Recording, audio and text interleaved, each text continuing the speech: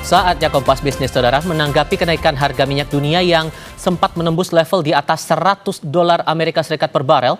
Menteri Keuangan Purbaya Yudisadewa meminta masyarakat tidak khawatir karena menilai kondisi ekonomi nasional masih terjaga. Menurut Purbaya, pemerintah akan mengantisipasi dampak gejolak global terhadap ekonomi di dalam negeri. Sejumlah skema telah disiapkan untuk memitigasi pelebaran defisit APBN. Purbaya bilang hingga saat ini belum melihat gangguan aktivitas ekonomi masyarakat karena harga minyak yang naik. Ia juga memastikan tidak akan terlambat mengambil keputusan di saat harga minyak dunia terus melonjak. Artinya daya beli masyarakat sepertinya sudah membaik dan kita tidak resesi, apalagi dari krisis, kita jauh dari krisis. Jadi ekonomi kita sedang bagus. Teman-teman nggak usah takut, nanti kalau harga minyak dunia naik pun kita akan coba absorb lewat APBN dan kita akan kendalikan semaksimal mungkin. Pak, itu hitungannya gimana Pak? Sekarang kan udah 113 bahkan tadi pagi jam 10. Kan baru 1 hari, hitungan kita kan 100 tahun penuh. Rata-rata tahun berapa? Kalau rata-rata tahun 100, berarti kan naik terus ke atas. Ya kita lihat kondisi APBN kita seperti apa. Yang jelas kita coba absorb shock semaksimal mungkin. Artinya mungkin dia Pak, kan selama setahun kan katanya akan 3 bulan dulu Pak. Bahkan bilang kan rata-rata setahun, apakah akan diperpendek lihat 3 bulan dulu angka statusnya atau tetap mau dilihat setahun Pak rata-ratanya? Kalau setahun udah terlambat dong. Mau di koreksi di akhir tahun udah telat. Jadi kita lihat sebulan ini kita lihat gimana sih keadaannya. Nanti kita evaluasi secara menyeluruh. Tapi yang jelas kita akan pastikan momentum pertumbuhan ekonomi tidak terganggu. Dan sekarang kan ekonomi masih ekspansi kan. Saya belum melihat gangguan dari aktivitas ekonomi dalam negeri gara-gara harga yang naik tinggi, tapi kan baru sebentar. Jadi teman-teman yang lain jangan cepat-cepat memastikan atau menyimpulkan harga akan 100 terus. Bahkan ada yang bilang menuju 150 dan kita akan anggarannya akan nggak kuat. Tapi kita akan assess terus dari waktu ke waktu. Hitungan kita kan berubah-ubah terus sesuai dengan keadaan. 92 ya kalau rata-rata sekarang berapa? Belum 100 kan sekarang rata-ratanya. Jadi masih di bawah itu. Jadi masih tenang-tenang dulu. Yang jelas kita monitor dari waktu ke waktu dan saya nggak akan terlambat mengambil keputusan kalau diperlukan. Perlu dipahami, sejak serangan AS Israel ke Iran pada 28 Februari lalu, harga minyak mentah Brent terpantau terus naik. Pada penutupan perdagangan 2 Maret, harga minyak melonjak ke $77,74 Amerika Serikat per barel. Harga minyak mentah Brent melampaui angka psikologis pada 3 Maret, tembus $81,4 per barel dan menyentuh $85,41 Amerika Serikat pada 5 Maret. Kenaikan harga minyak makin tak terbendung menembus level $92,69 per barel pada penutupan perdagangan Jumat pekan lalu. Nah, hari Senin pukul 9.33 waktu Indonesia Barat, minyak sempat menyentuh level tertinggi di harga $118 Amerika Serikat per barel hingga akhirnya ditutup pada $98,96 per barel. Sementara kenaikan juga terjadi pada minyak mentah WTI. Pada penutupan perdagangan awal pekan, harga berada di level $71 per barel. Harga terus naik hingga menyentuh $74 per barel pada 3 dan 4 Maret. Kenaikan harga makin meroket. Pada 5 dan 6 Maret masing-masing ditutup pada harga $81 dan $90,9 Amerika Serikat per barel. Pada Senin pukul 9.15 waktu Indonesia Barat, harga minyak WTI sempat tembus $116 hingga akhirnya turun pada penutupan perdagangan di harga $87,73 per barel.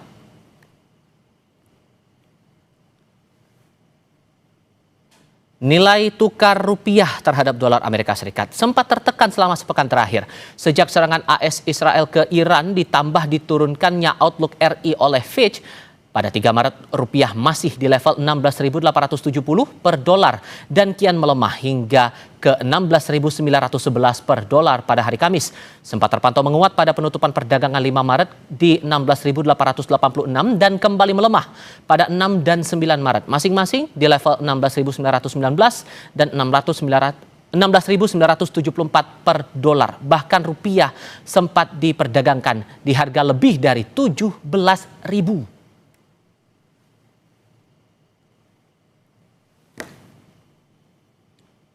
Kita cek pasar modal. IHSG terpantau rontok dengan penurunan hampir 9% selama sepekan terakhir. Pada 3 Maret IHSG masih berada di level 7.939, turun ke 7.577 di hari berikutnya. Sempat menguat tipis 1,76% ke level 7.710 pada penutupan perdagangan hari Kamis, namun bursa saham tak kuat menahan sentimen negatif yang datang bertubi-tubi dan kembali anjlok pada 6 dan 9 Maret, masing-masing berada di level 7.585 dan 7.337. Kita bahas bagaimana dampak kenaikan harga minyak dunia terhadap ekonomi nasional, seberapa besar ketahanan APBN kita di tengah tekanan kondisi global ini. Kompas Bisnis akan tanyakan ini kepada Guru Besar Fakultas Ekonomi dari Universitas Airlangga, Rahma Gahmi. Prof. Gahmi, dengan Tifal di sini, selamat pagi. Selamat pagi Mas Tifal. Terima kasih sudah bergabung bersama kami. Kabar kami baik, terima kasih juga sudah bergabung.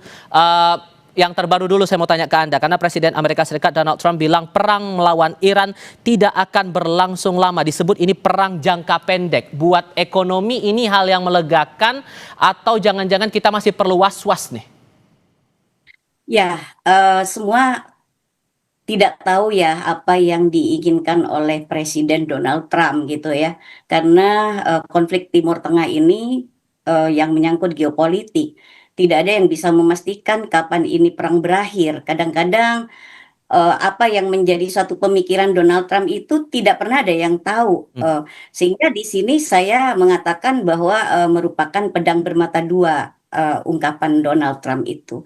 Jadi kita tidak boleh berleha-leha bahwa ekonomi kita akan juga tidak terpengaruh gitu dengan adanya perang Timur Tengah gitu, Mas Tifal. Jadi jangan dipercaya dulu karena kita tahulah Presiden Donald Trump ini kan modi ya. Jadi kalau nggak pas ininya, jadi jangan sampai kita lihat bahwa ini adalah skenario angin segar. Artinya memberikan sentimen positif, iya mungkin gitu ya. Tapi jika perang ini benar-benar berakhir, memang tentunya mencapai gencatan senjata dan memang dampak ekonominya akan sangat masif juga. Terutama kita kan sekarang sudah mengalami lonjakan energi, harga komoditas energi kita yang sudah mencapai ke level terutama minyak ke level 114 kemarin, sekarang udah turun ya Mas di bawah 198 sekarang. Dan memang ini kita alhamdulillah gitu, kalau kita memang tidak terlampau ada dampak kata Pak Purbaya ya kita terima dengan positif pernyataan Pak Purbaya itu. Tapi saya berharap pemerintah juga harus stay waspada gitu. Kenapa? Karena kita tahu bahwa lonjakan-lonjakan harga minyak ini pastinya akan berdampak pada kondisi fiskal kita. Karena kita tahu bahwa APBN kita kan tidak sedang baik-baik saja. Karena APBN kita sebenarnya sekarang kan mengalami suatu krisis ya. Karena tentunya di sini kita tahu bahwa pengelolaan dalam APBN kita itu banyak ke hal-hal yang memang terkait dengan pembiayaan program-program pemerintah, terutama presiden gitu. Nah ini yang langkah-langkah inilah yang harus kita waspada Mas, karena kalau enggak nanti jebol APBN kita, karena kita tahu bahwa tekanan nilai tukar rupiah kita juga sudah ke 17 sekarang kan. Nah ini juga waspada karena kita tahun 98 pada saat itu dari 1.800 sekian langsung meningkat sampai 17.500. Artinya apa? Ini tingkat kewaspadaan kita harus ditingkatkan lagi lebih, apalagi rating terhadap negara kita semuanya di downgrade gitu ya, mulai dari MSCI juga Moody's dan sebagainya. Nah, Oke, soal rating itu kita akan coba bahas itu lebih lanjut nanti Bu. Cuman begini, kalau melihat kondisinya sekarang, harga minyak sudah sempat tembus dalam perdagangan lebih dari $100 Amerika Serikat, walaupun di sisi lain dari pemerintah sudah bilang bahwa kondisi ekonomi masih tetap terjaga dan publik tidak perlu khawatir. Sejauh analisis Anda, realisasi di lapangannya atau fakta di lapangannya, gambarannya sejauh apa dan apakah memang gambaran kekhawatiran itu jelas terlihat atau ya sebetulnya ya masih bisa dikendalikan?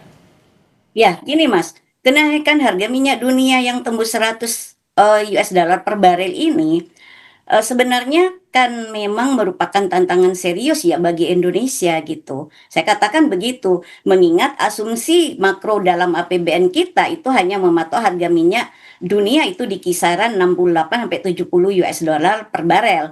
Nah, ini kan terdapat selisih yang sangat besar.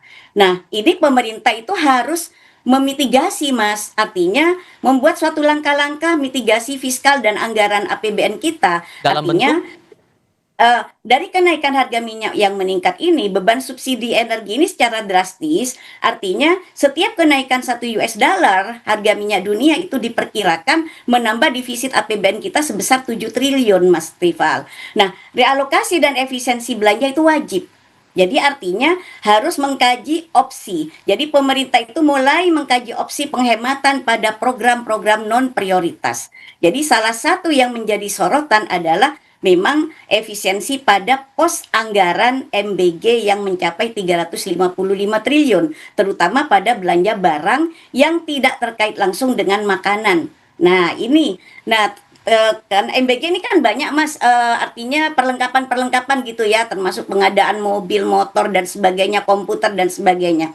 Nah, yang kedua, kenaikan harga minyak ini juga akan meningkatkan penerimaan negara dari sektor migas, Mas, ya. Namun karena Indonesia sekarang ini adalah net importir minyak, maka pendapatan ini biasanya tidak cukup menutupi dari lonjakan beban subsidi. Nah, juga pemerintah harus berusaha bagaimana menjaga defisit ini agar tidak melampaui ambang batas aman 3% dari PDB kita gitu loh, Mas. Nah, meskipun skenario terburuk ini memprediksi defisit bisa melebar hingga 3,6%, Mas Rival. Nah, ini yang perlu diwaspadai karena kalau udah defisit kita lebih dari 3% sampai 3,6 sampai 4%, ini investor semakin nggak percaya lagi, Mas, kepada kita kan gitu. hmm, Nah, ini pemerintah kan menghadapi dilema, Mas, antara menjaga daya beli masyarakat atau kesehatan fiskal. Nah, ini yang harus kita pilih. Hingga saat ini memang kalau kita lihat ya, seperti Menteri SDM itu kan memastikan harga Pertalite dan solar itu akan tidak akan terganggu. tidak naik katanya, tapi tidak akan terganggu katanya juga kan tidak akan naik, Mas. Tapi saya tidak yakin dan kenaikan BBM ini pasti akan mendorong inflasi. Inflasi ini, Mas, terjadi sekarang ketika kita mengalami deflasi. Deflasi itu artinya daya beli kita anjlok sekarang. Nah, seharusnya kalau terjadi inflasi menurut teori kan demand pull inflation, artinya permintaan terhadap barang itu tinggi, daya beli tinggi. Tapi ini sekarang fenomenanya unik, inflasi bersamaan dengan deflasi. Kenapa? Karena daya beli masyarakat menengah sekarang terpuruk juga gitu loh, Mas. Hmm. Nah, sekarang middle class kita itu memang terpuruk, apalagi kita menghadapi juga kelas bawah seperti itu, Mas Tifan. Nah, artinya kalau kita lihat jika harga tetap bertahan di atas 100 US dollar dalam jangka panjang, maka pemerintah itu harus menyiapkan skenario berbagai beban. Artinya dengan masyarakat melalui penyesuaian harga BBM tentunya secara bertahap atau pengurangan volume subsidi, Mas. Nggak bisa memaksakan untuk subsidi ini, tapi apakah masyarakat menengah sama bawah itu sudah siap untuk seperti itu? Nah, ini yang harus diperhatikan terutama adalah terkait dengan ketahanan stok dan diversifikasi pasokan BBM itu. Jadi Pertamina itu harus memastikan cadangan energi kita secara nasional itu aman. Artinya untuk tidak terjadi suatu panic buying terhadap masyarakat. Walaupun kemudian dari Pertamina, sorry saya potong Prof, karena kalau saya kutip dari Harian Kontan edisi hari ini, dari Vice President Corporate Communication Pertamina, Muhammad Barun juga sudah memastikan, saat ini kami fokus menjaga pasokan energi aman dan dapat terdistribusi dengan baik ke masyarakat di seluruh Indonesia. Kalau menyangkut lagi soal harga minyak ini dan berkaitan dengan APBN, sebetulnya kan dari pemerintah juga berkali-kali menyampaikan efisiensi ini sudah sudah kelihatan, ada penghematan besar. Itu kan harusnya nolong juga dong, Prof? Iya, tapi gini, Mas, kita ini kan mempunyai suatu kondisi tidak seperti era 70-an. Kita sekarang sudah net import kan. Kita sudah keluar juga dari keanggotaan OPEC dan sudah lama itu kan. Nah, artinya kita ini kan masih ada ketergantungan yang juga harus lewat di Selat Hormuz kan gitu ya. Nah, ini yang rawan, Mas, yang rawan konflik. Artinya pemerintah ini harusnya mulai mencari alternatif sumber pasokan minyak dari negara lain. Termasuk artinya menjajaki impor yang tadinya juga ini sebenarnya ada juga maksud-maksud tertentu dari Amerika gitu, nyerang Iran gitu ya. Termasuk juga dari Amerika, tapi kan lebih mahal kalau dari Amerika juga gitu, Mas. Nah, ini yang harus dipikirkan. Nah, beban APBN kita berat gitu. Nah, mana subsidi listrik, subsidi BBM dan sebagainya. Wah, ini sudah menjadi suatu blunder kayaknya Mas gitu.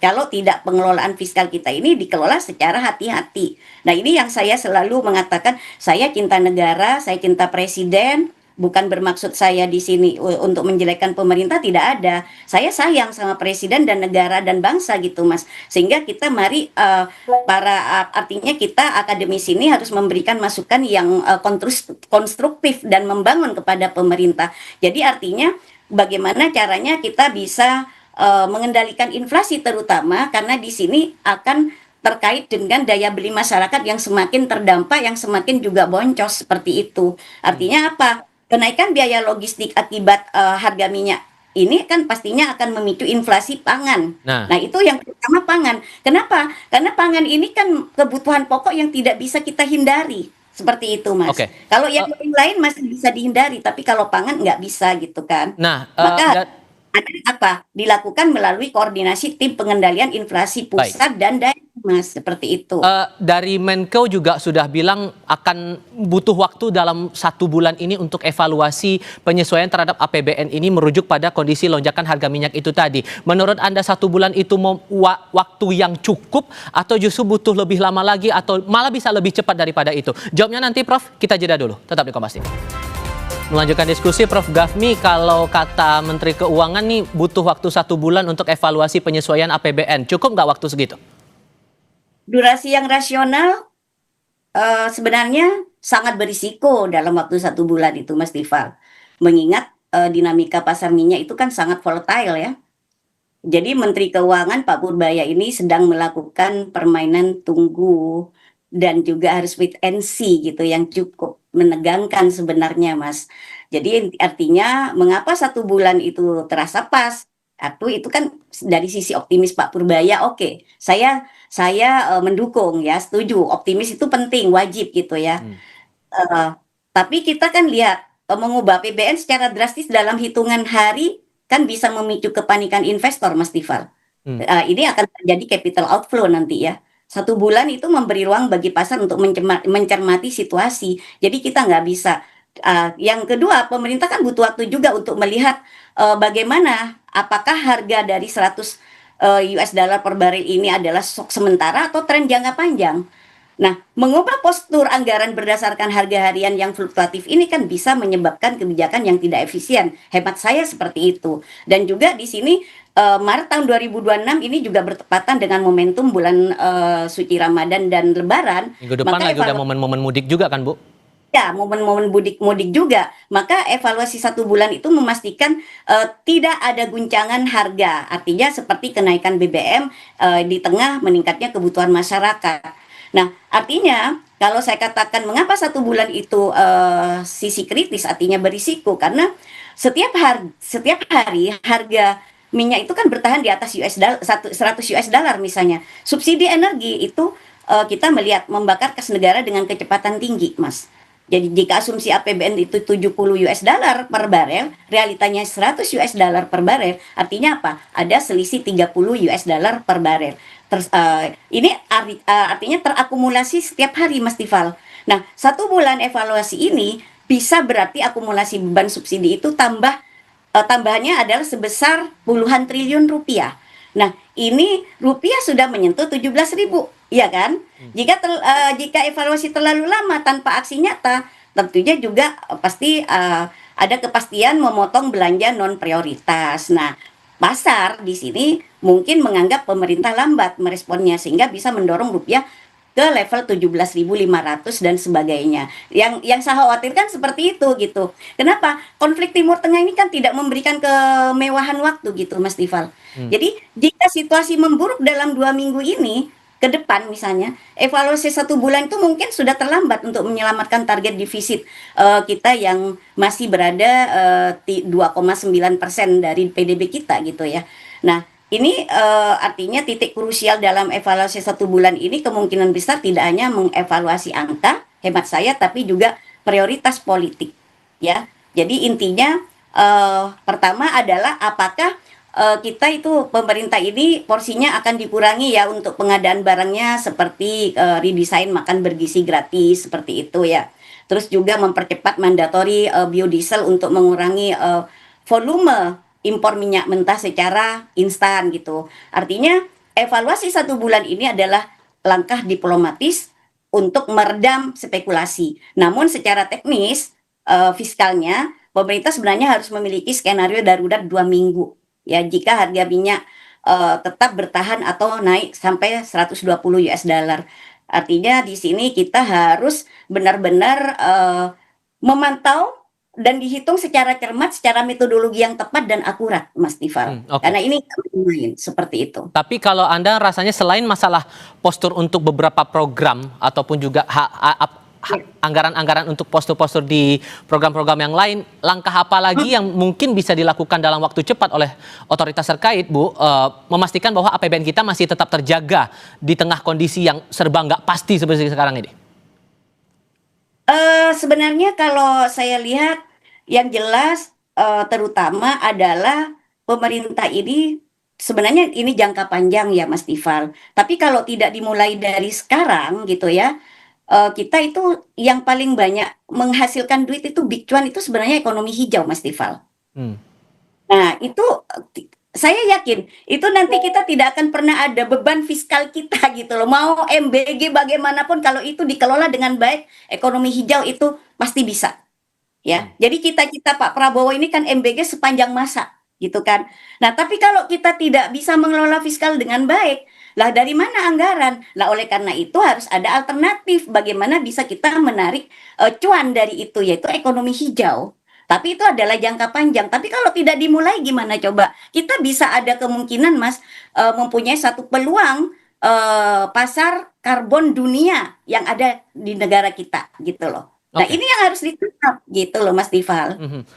Di satu sisi kalau kita lihat tadi kami juga di awal sempat menunjukkan data-data tidak hanya masalah harga minyak dunia yang terdampak, nilai tukar rupiah kita ikut tertekan, kemudian di indeks harga saham gabungan juga ikut terkoreksi cukup dalam satu pekan masa konflik ini berjalan. Ini kan akhirnya memunculkan pandangan juga di mata investor masalah risiko di tengah ketidakpastian yang ada sekarang ini, Bu. Sejauh mana Anda menangkap itu? Ya, pasar ini kan sekarang belum mencapai titik terendahnya gitu ya, Mas. Jadi memang kita itu dari awal sudah ada sinyal-sinyal yang lampu kuning dari lembaga rating yang ada. Nah, ini seharusnya kita harus waspada gitu. Karena perang Timur Tengah ini artinya sulit diprediksi karena tak seorang pun yang bisa tahu kapan berakhir. Nah, IHSG ini mungkin saya prediksi bisa jatuh lagi Mas dari sekarang kan di posisi 7.000 sekian ya. Nah, saya khawatirnya nanti IHSG jatuh ke 6.500 coba gimana. Nah, pertumbuhan kredit mungkin kurang dari 5% tahun ini gitu. NPL-nya juga bisa meningkat di atas 3%. Sehingga defisit anggarannya bisa lebih dari 3,5% gitu Mas. Nah, ini sementara rasio pajak kita diperkirakan akan turun menjadi 9%. Sehingga apa? Prospek ekonomi kita ini masih dalam kondisi fundamentalnya agak rentan, jadi masih rapuh gitu Mas. Kenapa?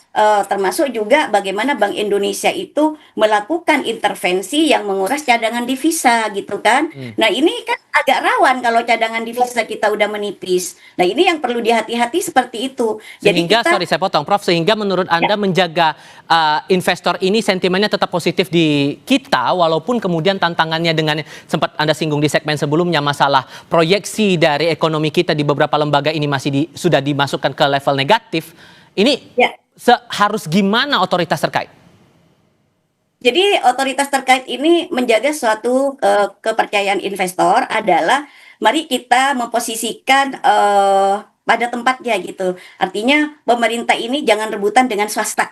Kenapa? Karena swasta ini adalah yang memberikan suatu kehidupan pada industrialisasi. Nah, kenapa kita sekarang lemah pada perluasan kesempatan kerja? Karena swasta dimatikan oleh pemerintah. Nah, seharusnya kalau saya mengaca pada negara-negara yang berhasil itu, pemerintah itu memberikan regulasi yang bisa mendukung swasta dan mengkolaborasikan diri dengan swasta. Jangan menekan swasta. Nah, sekarang kan saya nada-nadanya sekarang pemerintah itu mau monopoli, swasta mau disingkirkan semua. Nah, ini yang tidak baik, Mas. Seperti itu.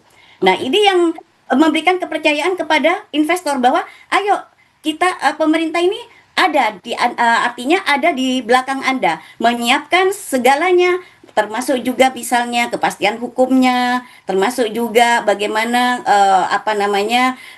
SDM yang sudah terlatih dan sebagainya, pendidikannya mumpuni, Baik. kompetensinya mumpuni. Nah, itu yang diperlukan, dan juga surat izinnya mudah untuk masuk ke negara kita. Kita nggak mungkin Mas tidak butuh investor asing. FDI itu sangat kita butuhkan. Kenapa? Karena itu juga berperan untuk pengembangan Oke. teknologi di negara kita gitu. Sudah kami tangkap poinnya di situ. Prof. Gafmi, terima kasih banyak sudah berdiskusi dan berbagi pandangan bersama kami. Sehat selalu ya Prof. Selamat pagi.